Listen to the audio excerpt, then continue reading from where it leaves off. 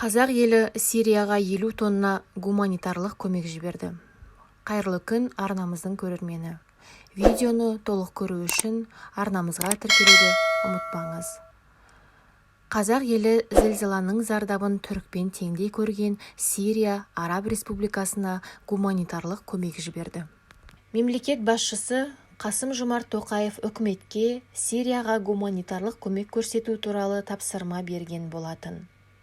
Үкімет үйінде Қазақстан Республикасының премьер-министрінің бірінші орынбасары Роман Склярдың төрағалығымен халықаралық гуманитарлық көмек мәселелері жөніндегі комиссияның отырысы өткен. Отырыста жойқын жер сілкіністерінен зардап шеккен Сирия Араб Республикасына 50 тонна гуманитарлық көмек жіберу туралы шешім қабылданды делінген ресми хабарламада.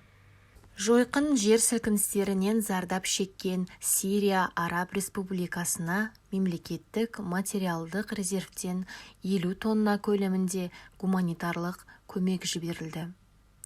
Төтенше жағдайлар министрлігінің дерегіне сәйкес, жүк Ислам ынтымақтастығы ұйымының желісі бойынша азық-түлік қауіпсіздігі жөніндегі Ислам ұйымы арқылы Алеппо қаласына 4 рейспен жіберілетін болады. Гуманитарлық көмекті Қазақстан Республикасының әскери қызметкерлері тиеді.